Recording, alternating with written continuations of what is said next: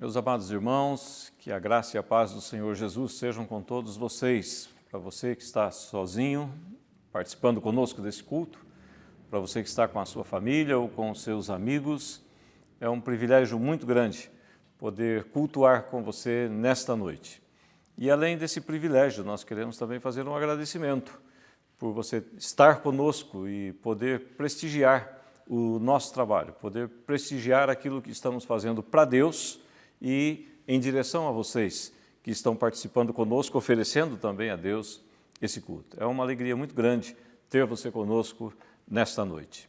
Já que estamos nessa fase de agradecimentos, deixa eu aproveitar e fazer alguns agradecimentos especiais. Além de você que nos prestigia, quero agradecer muito aos queridos que estiveram conosco desde o começo desses cultos. Reverendo Mateus veio já há muito tempo participando com o seu violão e participando também com as pregações. Quero agradecer à Igreja do Jardim América por tê-lo cedido e por ter também encampado conosco esse projeto de oferecermos esses cultos online. Quero agradecer muito ao Samuel, que está desde o primeiro culto até hoje aqui, controlando o som, editando e depois fazendo a transmissão, enfim.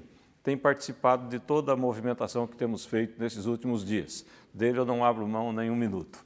Mas quero agradecer muito também ao Bruno, ao Guilherme, à Rebeca, o apoio que nos deram até agora. Hoje eles estão descansando, mas quem sabe a semana que vem já voltam para estar conosco de novo nessa mesma batalha, nessa mesma luta. Hoje, excepcionalmente, teremos conosco o Valdemar Júnior ao piano, teremos o presbítero Luiz Cláudio, a Sara e a Cristiane Banucci, participando conosco de um louvor um pouco diferente. São rostos diferentes e um repertório também diferente. Entoaremos algumas canções que os irmãos já conhecem, hinos que são cantados aqui na igreja e outros nem tanto, mas espero que você adore a Deus da mesma forma que você adoraria se nós estivéssemos com os nossos jovens aqui cantando as canções mais contemporâneas. Que Deus te abençoe muito nesse momento, e eu queria começar esse momento com uma oração. Logo em seguida nós leremos o Salmo 100 e depois daremos sequência ao nosso culto. Vamos orar. Pai querido, nós te agradecemos muito porque o Senhor é o Criador de todas as coisas. Não apenas o Criador, mas Tu és também o sustentador de todas as coisas. E às vezes quando passamos pelas provações, a impressão que nós temos é que o Senhor se esqueceu de nós, o Senhor não olha mais para as nossas necessidades, o Senhor não enxerga o sofrimento das pessoas. Contudo, temos a certeza de que o Senhor não perdeu o controle da história, o Senhor não perdeu o domínio, não perdeu as rédeas do andamento da humanidade. Por isso, Pai, muito obrigado porque o Senhor cria e sustenta todas as coisas. Muito obrigado porque no decorrer da história o Senhor mandou Jesus Cristo, o Teu Filho, para morrer pelos nossos pecados, para nos dar a redenção, para nos dar a salvação e nos levar para perto de Ti. Obrigado, ó Deus, porque o Espírito Santo confirma essas verdades em nosso coração. É o Espírito Santo quem trabalha em nossa mente, fazendo com que nós possamos entender essas verdades do Evangelho. É claro que não entendemos a grandeza do Senhor, mas podemos compreender o sacrifício e a importância de Jesus Cristo para as nossas vidas. Obrigado pela Tua palavra que será exposta hoje e nós te rogamos, em nome de Jesus, que o Senhor esteja ouvindo os nossos louvores, ouvindo as nossas orações e nos abençoando com a Tua palavra. Oramos agradecidos no nome dEle, do Senhor Jesus, o nosso único mediador e redentor. Amém, Senhor. Amém. Vamos para a leitura do Salmo 100. É um salmo chamado de Salmo de Ingresso ao Templo.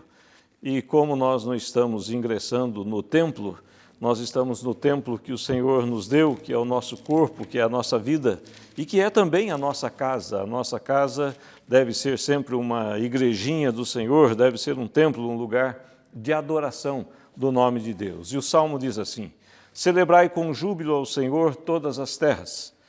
Servi ao Senhor com alegria, apresentai-vos diante dele com cântico. Sabei que o Senhor é Deus, foi Ele quem nos fez e dele somos. Somos o seu povo e rebanho do seu pastoreio. Entrai por suas portas com ações de graças e nos seus átrios com hinos de louvor. Rendei-lhe graças e bendizei-lhe o nome, porque o Senhor é bom, A sua misericórdia dura para sempre e de geração em geração a sua fidelidade. Amém. Teremos a seguir o momento missionário, que hoje, excepcionalmente, também será feito pelo nosso missionário Márcio Schmidel. Ele vai falar um pouquinho de um projeto sobre o qual nós já ouvimos aqui. Preste bem atenção e que você seja abençoado também com a palavra dele.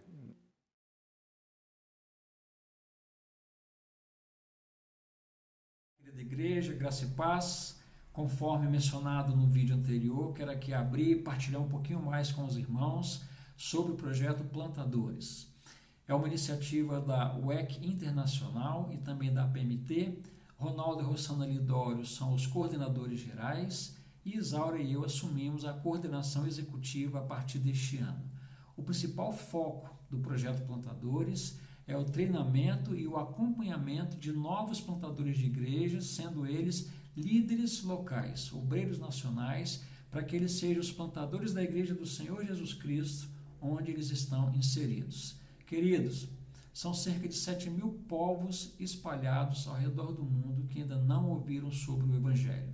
2 bilhões de pessoas ainda não conhecem sobre o amor de Cristo.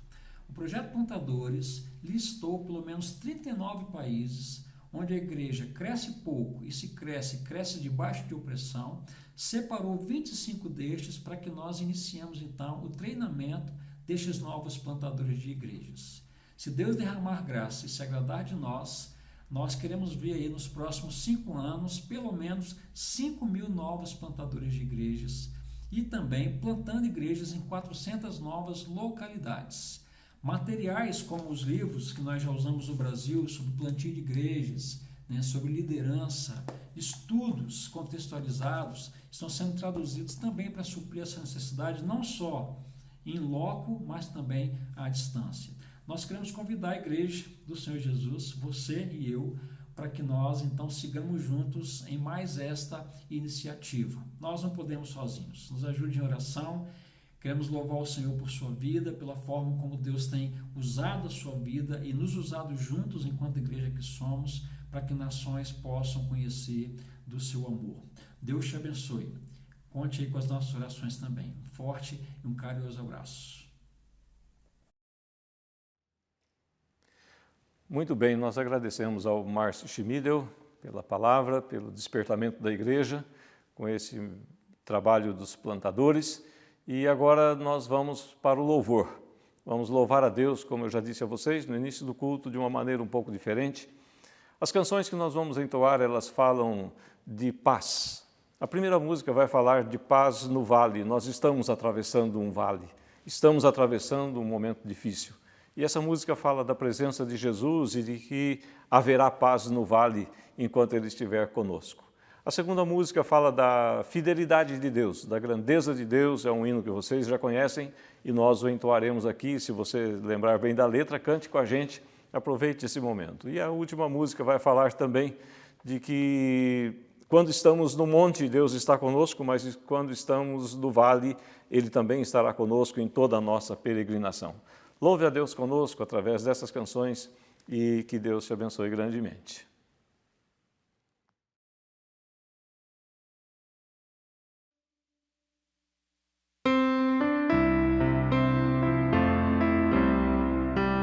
Muito cansado estou, mas procuro o Senhor. Dele a voz eu almejo ouvir. Na gloriosa manhã ou à noite ao dormir, haverá no vale pra mim.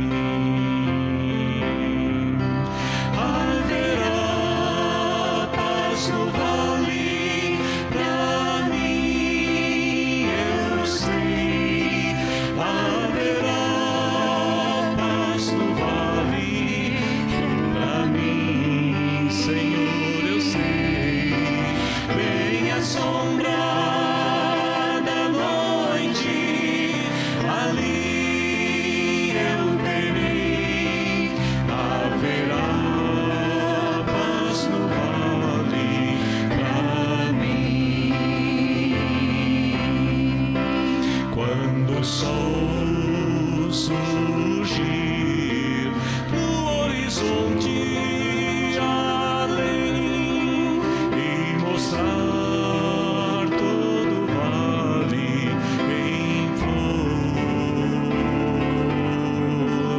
Eu ali quero estar bem alegre a cantar na presença do meu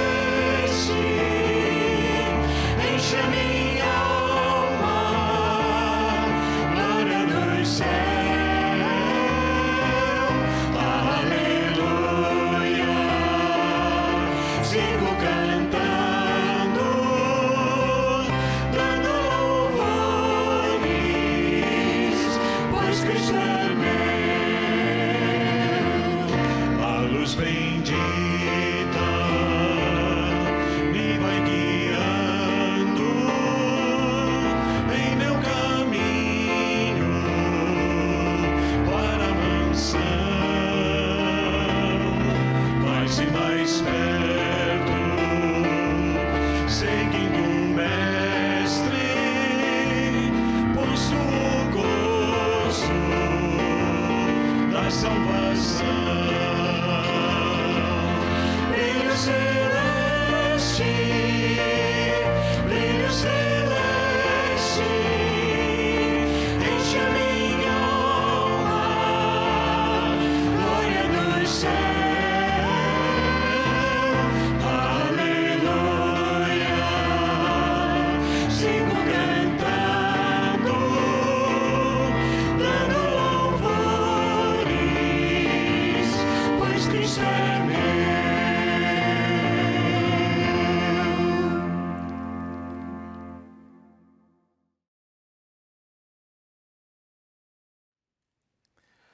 Muito bem, nós louvamos a Deus por podermos apresentar a Ele os nossos louvores e agora vamos ler a Sua palavra. E eu convido você a voltar os seus olhos e os seus ouvidos para o livro de Josué. Nós leremos no capítulo 10, dos versículos 1 ao 11, e daqui extrairemos o nosso ensino e a reflexão para a noite de hoje. Josué, no capítulo 10, diz assim a palavra do Senhor: Tendo Adonisedeque, rei de Jerusalém, ouvido que Josué tomara a Ai e a havia destruído totalmente e feito a Ai e ao seu rei, como fizera a Jericó e ao seu rei, e que os moradores de Gibeão fizeram paz com os israelitas e estavam no meio deles, temeu muito, porque Gibeão era cidade grande como uma das cidades reais, e ainda maior do que Ai, e todos os seus homens eram valentes. Pelo que Adonisedeque, rei de Jerusalém, enviou mensageiros a Roão, rei de Hebrom, a Pirã, rei de Jarmute, a Jafia, rei de Laques, a Debir, rei de Eglon, dizendo: Subi a mim e ajudai-me. Firamos Gibeão, porquanto fez paz com Josué e com os filhos de Israel. Então se ajuntaram e subiram 5 reis dos amorreus, o rei de Jerusalém, o rei de Hebrom, o rei de Jarmute, o rei de Laques e o rei de Eglon, eles e todas as suas tropas, e se acamparam junto a Gibeão e pelejaram contra ela. Os homens de Gibeão mandaram dizer a Josué, no arraial de Gilgal: Não retires as tuas mãos de teus servos, sobe apressadamente a nós e livra-nos e ajuda-nos, pois todos os reis dos amorreus que habitam nas montanhas se ajuntaram contra nós. Então subiu Josué de Gilgal, ele e toda a gente de guerra, com ele e todos os valentes. Disse o Senhor a Josué: Não os temas, porque nas tuas mãos os entreguei. Nenhum deles te poderá resistir. Josué lhes sobreveio de repente, porque toda a noite veio subindo desde Gilgal. O Senhor os conturbou diante de Israel e os feriu com grande matança em Gibeão, e os foi perseguindo pelo caminho que sobe a Bet-Horon, e os derrotou até Azeca e Maquedá. Sucedeu que, fugindo eles diante de Israel, à descida de Bet-Horon, fez o Senhor cair do céu sobre eles grandes pedras, até Azeca, e morreram. Mais foram os que morreram pela chuva de pedra do que os mortos à espada pelos filhos de Israel. Todos nós sabemos que, após essa pandemia, nós enfrentaremos novidades. Por exemplo, o PIB do Brasil já teve uma queda. Essa queda já foi constatada, esse último trimestre já foi negativo. As relações sociais, elas vão ser bastante complicadas e elas vão sofrer muitas alterações, assim como as relações trabalhistas. Muita gente perdeu o emprego, muitas empresas se fecharam, ou seja, haverá uma movimentação na economia nacional. As regras da política, infelizmente, essas não mudam e elas nos deixam sofrer a cada dia uma novidade, e nós não podemos confiar muito nelas. O fato é que seria muita ignorância e muita ingenuidade nossa achar que a igreja escaparia incólume a essa pandemia ou à crise que ela trouxe. Nós enfrentaremos, sim, novos desafios e precisamos estar preparados para eles. No texto que lemos, os gibeonitas estavam numa relação bastante amigável com o povo de Israel e, por força de um acordo que eles haviam feito, Eles simularam uma amizade com Israel e depois declararam a sua mentira e reconheceram que aqueles espiões que estavam errados. Aí o povo de Israel, Josué, como líder do povo de Israel, oprimiu esses homens, de certa forma, deixando-os como trabalhadores de serviços pesados. Pois bem, para que houvesse um acordo entre eles mais tarde, o povo de Gibeão, ou os gibeonitas, acabaram se sujeitando a algumas coisas e o povo de Israel, de certa forma, dominou sobre os gibeonitas. Houve uma aliança, houve um pacto entre eles. Acontece que o rei de Jerusalém, a mesma cidade que lá no passado tinha sido chamada de Salém, não é? Que significa possessão pacífica ou então uma visão de paz, parece um paradoxo, mas justamente essa cidade de Jerusalém e o seu rei resolveram guerrear contra os gibeonitas, porque os gibeonitas estavam em amizade com os israelitas. É mais ou menos assim: o meu amigo é meu amigo enquanto é meu amigo, mas se ele fizer amizade com o meu inimigo, ele passa a ser meu inimigo também. E aí Adonisedeque, que era um nome interessante porque significa Senhor da Justiça, muito parecido com Melquisedeque, que significa Rei da Justiça. Esse Adonisedeque, que era o rei de Jerusalém, deseja então impor uma revanche sobre os gibeonitas e sobre os israelitas, por tabela. Quando os gibeonitas percebem a invasão desses 5 reis aliados que vieram para guerrear contra eles, eles chamam a Josué e pedem socorro. Josué e os israelitas sobem prontamente para atender a essa nova aliança, a esse novo pacto que tinham com o povo de Gibeão. Pois bem, hoje, como igreja, nós somos o Israel de Deus. O Israel antigo somos nós hoje, a igreja. O desafio que eles tinham de conquistar terras e aumentar o seu território, nós temos hoje de conquistar pessoas para o Senhor Jesus Cristo, de conquistar espaços para a igreja. Ou seja, os desafios que eles tinham lá no passado são iguais aos nossos hoje, porque nós estamos diante de uma situação desconhecida, nós não sabemos o que é que virá logo adiante. O que esperar do futuro? São desafios, e esses desafios virão. E que venham porque nós devemos estar preparados e vamos nos preparar para isso. Queria falar sobre isso com você hoje, sobre os novos desafios da igreja logo depois da pandemia. Esses tempos atrás falamos sobre a igreja pós-pandemia, mas hoje nós queremos falar um pouquinho sobre os desafios e como a igreja deve se comportar diante deles. A primeira coisa que percebemos no texto lido está nos versículos 6 e 7. Houve, na verdade, um perdão que foi dado, um perdão subentendido na ajuda que Josué oferece aos gibeonitas. Eles os haviam traído o povo de Israel com aquela simulação e, de repente, foram postos como escravos, praticamente, sujeitos a trabalhos forçados, mas isso fazia parte da aliança, fazia parte do pacto, do acordo que fizeram. Mas a vingança que o povo de Israel deveria ter contra os gibeonitas, de repente se reverte e dá lugar à solidariedade. Ou seja, os israelitas, através de Josué, seu líder, se tornam solidários. E a igreja precisa exercitar a sua solidariedade. Josué entendeu muito bem que Deus é o vingador e fez, então, ressaltar aqui a força que havia na aliança, no pacto que fizeram. O que é que eles pediram? Sobe apressadamente, livra-nos e ajuda-nos, porque 5 reis amorreus estão vindo para lutar contra nós. E o que é que fez Josué? Josué subiu, levou toda a gente de guerra e levou os seus valentes para guerrear contra aqueles reis e para ser solidário na guerra com os gibeonitas. É sempre assim. O perdão vem acompanhado de uma ação.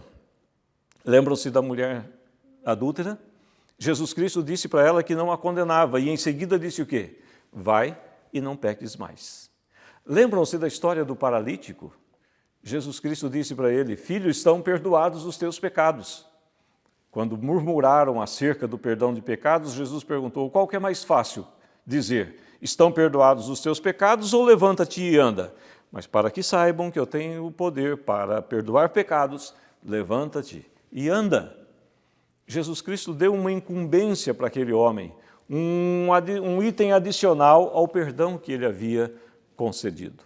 O próprio Cristo, quando estava naquela cruz, quando estava para ser crucificado, olha para os soldados que iriam repartir as suas vestes e faz o seguinte pedido a Deus: Pai, perdoa-lhes, porque eles não sabem o que fazem. Nós lemos isso lá no Evangelho de Lucas, no capítulo 23, no versículo 34. Assim também, a igreja de Jesus Cristo deve ser uma igreja que perdoa e, ao mesmo tempo, não se desanima, não desanima diante das provocações, diante dos insultos e diante do descaso que o mundo faz com a nossa pregação e com o evangelho que anunciamos. A igreja tem que permanecer solidária, distribuindo aquilo que já recebeu.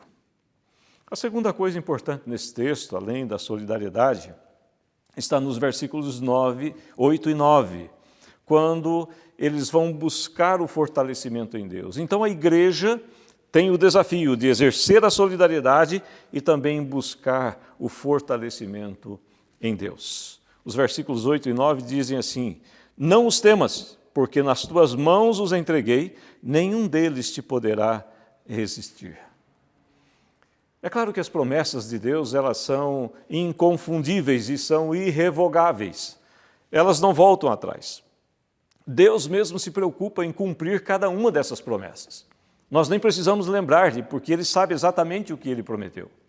E se nós lermos inteiramente o livro de Josué, como já vimos algumas partes dele, do capítulo 1, versículo 9, até o capítulo 8, versículo 1, essa expressão, não temas ou não temais, aparece várias vezes, dando essa força, dando esse entusiasmo para que o povo continue lutando. E o encorajamento de Deus vem nos momentos mais cruciais, nos momentos mais difíceis do povo de Deus. É justamente no caos que Deus manifesta o seu poder, manifesta a sua graça e revela a sua glória. Não pensem que o Covid-19 vai passar em branco. Deus vai mostrar o seu poder. No momento certo, Deus se manifesta e Ele nos encoraja através disso. A primeira coisa que nós notamos nesse versículo é que ele diz, não os temas, ou seja, devemos passar sem medo. É claro que tem dias que a aflição toma conta do nosso coração e da nossa alma, mas devemos seguir adiante com coragem, porque sabemos que Deus está conosco. E ele diz mais, não os temas, nas tuas mãos os entreguei. Ou seja, é Deus quem dá a vitória, é Deus quem dá o fortalecimento, é Deus quem dá o conforto para nós. Então, além de não ter medo, nós estamos lutando sem risco. Mas a coisa mais importante que diz o texto aqui, ele diz, nenhum deles te poderá resistir. As oposições serão todas vencidas. Aquele povo avançaria e avançaria sem nenhuma oposição, porque Deus ia adiante deles. Josué, no versículo 9, diz que avançou e avançou com surpresa, por isso é que ele venceu, pelo elemento surpresa, venceu aqueles aliados contra os gibeonitas. Chegou na hora da batalha, chegou no momento certo a ajuda que os gibeonitas precisavam. O fortalecimento veio com um exército novo guerreando por eles. Deus sempre chega na hora certa. Quando nós lemos lá em Gálatas, no capítulo 4, no versículo 4, sobre o nascimento de Jesus Cristo, a Bíblia diz que na plenitude dos tempos, o apóstolo Paulo entendia muito bem isso, na plenitude dos tempos, Deus enviou o seu Filho nascido de mulher para salvar os pecadores. O apóstolo Paulo entendia muito bem que aquele era o tempo exato, aquele era o tempo certo. Jesus Cristo não veio nem antes nem depois, ele veio no momento exato. Assim, a igreja de Jesus Cristo deve buscar o seu fortalecimento em Deus diante dos desafios que virão. Deus não perdeu o controle da história e é nele que nós nos fortalecemos. Além de ser uma igreja solidária, além de ser uma igreja fortalecida por Deus, a igreja terá como desafio esperar pela vitória em Deus. Os versículos 10 e 11 fecham muito bem quando falam da vitória, da derrota que foi até Azeca e Maquedá, e depois esse povo fugindo do povo de Israel, e Deus resolve então mandar uma chuva de pedra E essa chuva de pedra mata mais gente do que a espada ou as espadas dos guerreiros de Josué. Essa vitória é dada por Deus e nós devemos esperar por essa vitória. Alguns desafios parecem insuperáveis diante de nós.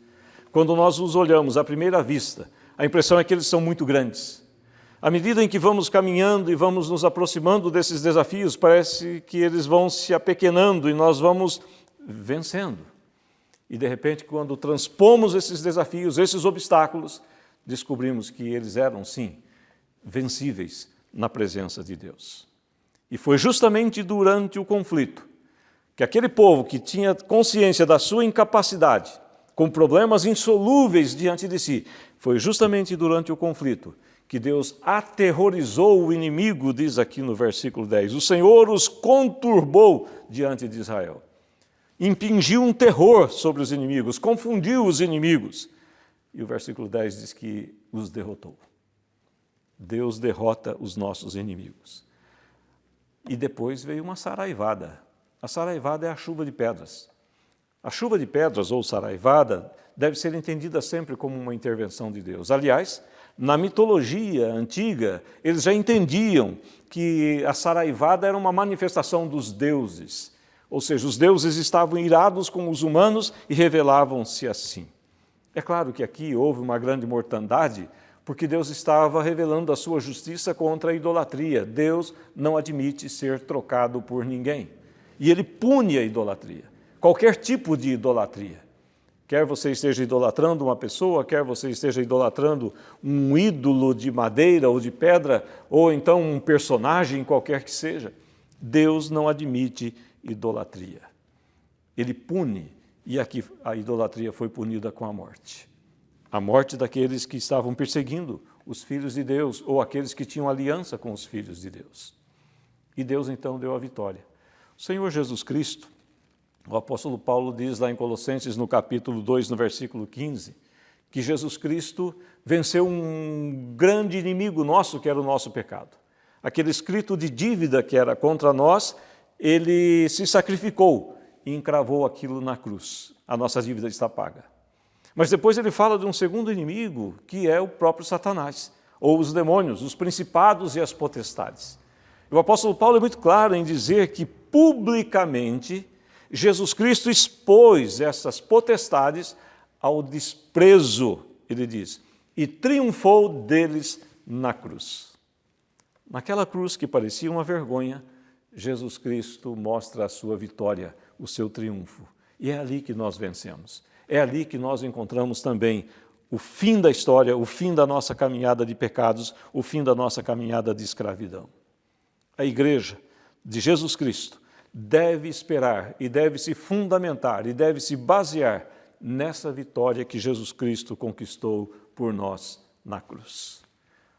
Nós sabemos que esse sacrifício foi muito valioso para Deus.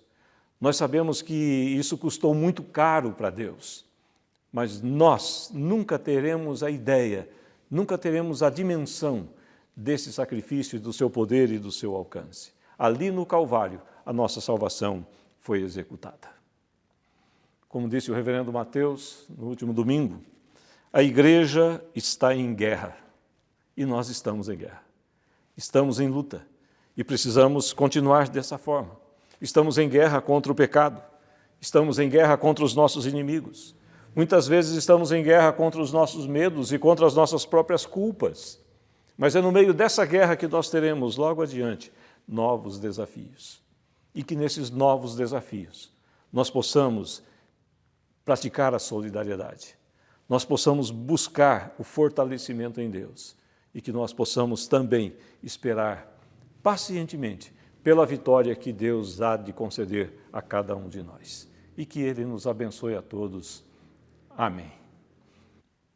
Meus queridos, chegando ao final do nosso culto, nós queremos orar mais uma vez e receber a bênção apostólica, agradecendo mais uma vez por você ter estado conosco até aqui e que você tenha uma semana muito abençoada. Vamos orar.